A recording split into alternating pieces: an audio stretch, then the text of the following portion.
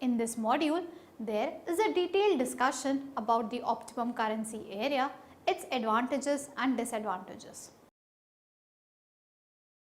After studying this module, you shall be able to learn about the optimum currency area, understand the advantages of optimum currency area, know about the disadvantages of optimum currency area. Let us discuss about optimum currency area. In economics, an optimum currency area OCA is called as an optimal currency region OCR. It is a geographical region in which it would be able to fully maximize efficiency economically to have a single currency for entire region, which will be creating the largest possible share of economic gain.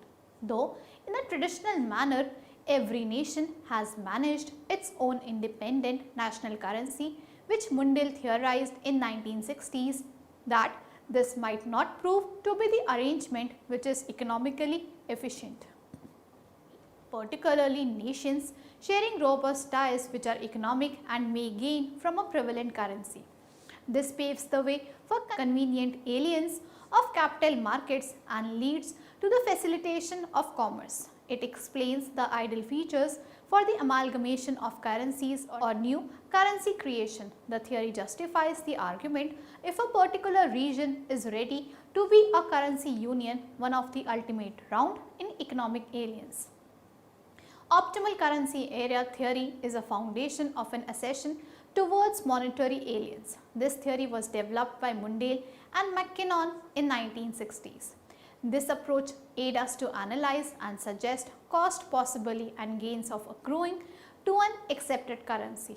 It is the optimum features for the unification of currencies or the new currency creation. It is one of the last rounds in economic unification. Example is the euro formation, which is the most contemporary and largest scale case study of the engineering of an optimum currency area and provides a comparative before and after model by which to test the principles of the theory. Component of the logic for belief behind the euro creation is that the distinctive nations of Europe do not lead to the formation of optimal currency area, but that Europe in totality does form an optimal currency area. According to Robert Mundell, there are four main criteria for an optimal currency area or for a working of successful currency union, which are as follows. Increased labor mobility throughout the area. The mobility of labor has increased includes the ability to travel via simplified visas, worker right, inadequacy of cultural barriers that inhibit free movement like varied languages and institutional arrangements like the capacity to have pensions transferred throughout the region. Capital mobility, price and wage flexibility. If financial resources have high mobility between areas that have frequent trade with each other, these movements can facilitate overall trade and boost economies. This permits forces of market of supply and demand to have distribution of money where it is required and preserve an economic system which is balanced. Openness with mobility of capital and wage and price flexibility across the region. This is so that the forces of market of supply and demand automatically distribute money and goods to where it is required and preserve an economic system which is balanced. Practically, this does not work out as perfectly as there is no flexibility of true wage. The members of Eurozone trade in a heavy manner with each other. Intra-European trade outshadows international trade, and latest empirical analysis of the euro effect estimate that the single currency has increased trade by 5 to 15% in the Eurozone when compared to trade between non-Euro countries. A currency risk sharing system across countries. A risk sharing system in a currency union requires the distribution of money to regions experiencing economic difficulties, whether due to the adoption of the first two trades or because these areas are less developed. This criteria is in a controversy as it is politically problematic to sell in distinctive nations such as surplus nations are not willing to commit their revenue. The European sovereign debt crisis of 2009-2015 is recognized as the proof of the failed European Economic and Monetary Union (EMU). To contend this criteria as authentic, EMU policy implemented a no bailout clause which very early proved to be non-sustainable. A system of risk sharing like automatic fiscal transfer mechanism to have redistribution of money to regions which have been extremely affected by the initial two features. This usually takes the form of taxation redistribution to less developed areas of a country. This theoretically proved theory is politically problematic to implement as the regions which are better off will not commit their revenue. In theory, Europe do not have a no bailout clause in the Stability and Growth Pact, implying non-allowance of fiscal transfers. But during the Eurozone crisis of 2010, the no bailout clause was in reality abandoned. In the recent financial crisis of Greece, a tripartite committee created by the European Commission, International Monetary Fund and the European Central Bank (EC, IMF and ECB), the Troika, proposed Greece large bailout loan under Economic Adjustment Program. However, with activation concerned on implementation of harsh austerity package that would reduce Greek expenditure under debt restructure agreement. Similar business cycles. All participants in the area must have similar business cycle so that economic booms are shared and the OCA's central bank can offset and diffuse economic recessions by promoting growth and containing inflation. Therefore, Optimum currency area refers to a group of nations whose national currencies are linked through permanently fixed exchange rate, the conditions that would make such an area optimum. The currencies of member nations then float jointly with respect to the currencies of non-member nations. OCA theory indeed implies that any two countries generally experiencing symmetric shocks and trading significant proportions of their GDP bilaterally should fix their exchange rates. Basically, a monetary union is an irrevocable fixed exchange rate system.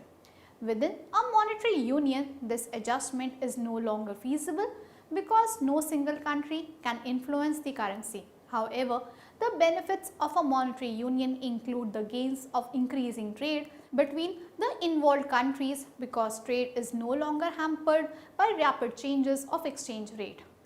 The theory predicts that the benefits of a monetary union will outperform its cost only if the transfer of capital and labor is high between the countries joining the union. For example, if there is a crisis in one country, labor and capital could freely move to countries with better economic performance and therefore prevent unemployment. To fix or to floating exchange rate, theory of the optimum currency areas was fully developed during the debates of the benefits and the cost of the particular exchange rates regime under the World War II. That time, most of the countries fixed their currency to the US dollar. The US dollar was convertible at a fixed rate into gold. These issues are well known and that is why we concentrate more on the literature favoring flexible exchange rate regimes because it has a relatively explicit relationship to the OCA theory. Friedman favored flexible exchange rates because they serve as a better means to absorb exogenous shocks. His argumentation of the adjustment to the shock was as follows. As it is commonly observed, the country's prices and wages are relatively rigid and factors are immobile among the countries. As a result, under the negative demand or supply shock, the only instrument to avoid higher inflation or unemployment is the change in the flexible exchange rate. That means appreciation or depreciation of the currency. This brings the economy back to the initial external and internal equilibrium. In the case that internal prices and wages are not rigid or factors are fully mobile, there is little economic difference between these ways and the change in the exchange rate to adjust the economy. But still, it can be argued that the latter is less painful adjustment. Under the fixed exchange rate regime, there would always be the unpleasant impact on employment or inflation. It is also worth to notice that Friedman did not discourage using the fixed exchange rate regime at all. If there is little governmental interference to the economy or some specific relationship among the countries, the fixed exchange rate regime may be appropriate. Thus, the formation of optimum currency area eliminates the uncertainty that arises when exchange rates are not permanently fixed. Thus, OCA stimulates production, trade, investment among the nations and benefit greater economies of scale. Mundell went on to amend this theory of the optimal currency area to mandate that a closer system of international risk sharing in the area was not only necessary to the success of the OCA but crucial. In his 1973 Uncommon Arguments for Common Currencies, Mundell mandates that countries in surplus must mitigate market shocks by closer economic and institutional integration via reserve pooling or revenue sharing. Thus, a floating exchange rate that concentrates an economic shock in the country from which it originates is not a fitting criteria for an OCA. Instead, because the currency is shared and the overall economy of the region would benefit from absorbing economic shock as a whole, placing the burden of recession and devaluation on one country or region alone is unsustainable. Now we will understand the advantages of optimum currency area OCA. Optimum currency area is likely to experience greater price stability among member nations.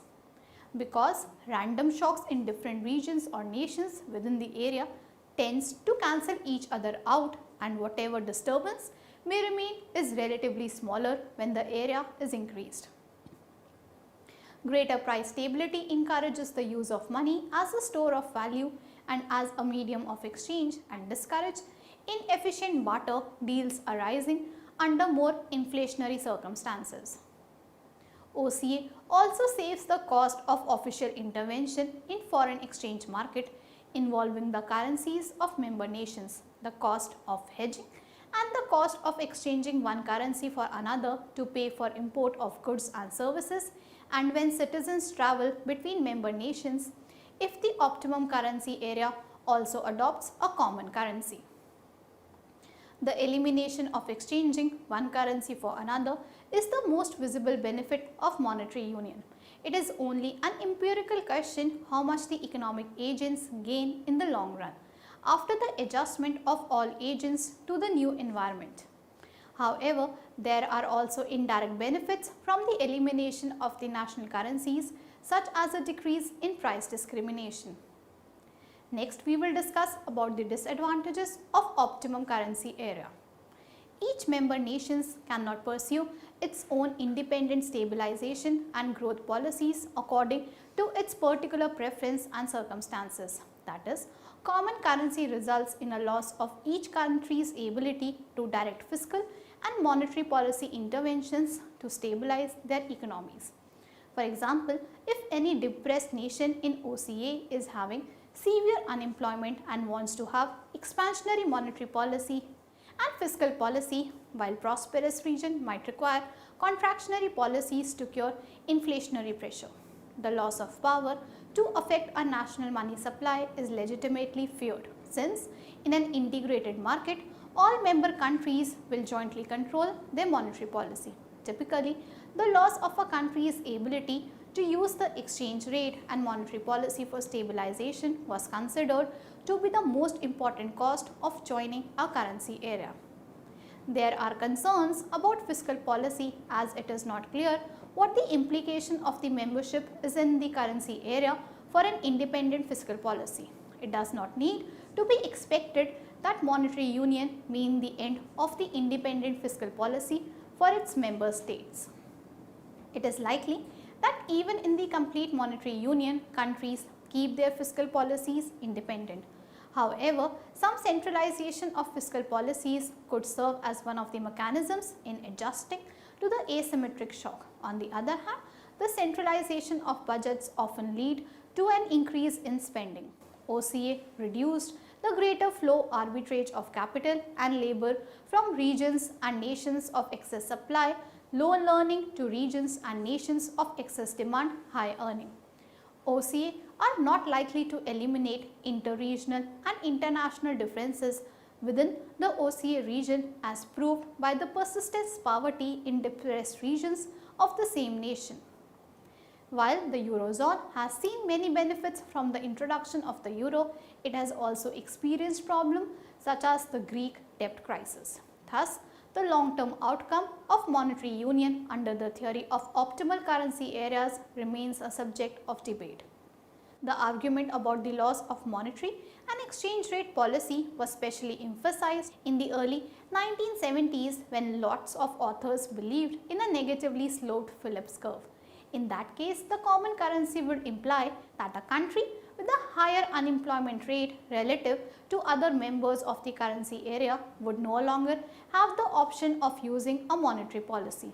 As a result, country will not achieve the desired mix of inflation and unemployment. Another cost of joining a currency area is the loss of seigniorage. Seigniorage is the revenue the government obtains by financing its budget deficit through printing money rather than selling debt. That's why at full employment printing money would lead to inflation. Seigniorage is frequently also called the inflation tax. It is largely a policy question how seigniorage will be distributed in the case of monetary union. In Western Union, only in some southern countries seigniorage was estimated to be more than 1% of GDP and the ratio is rapidly decreasing in time. Lastly, the loss of a country's ability to use the exchange rate and monetary policy for stabilization was considered to be the most important cost of joining a currency area. Thus, the long-term outcome of monetary union under the theory of optimal currency area remains a subject of debate.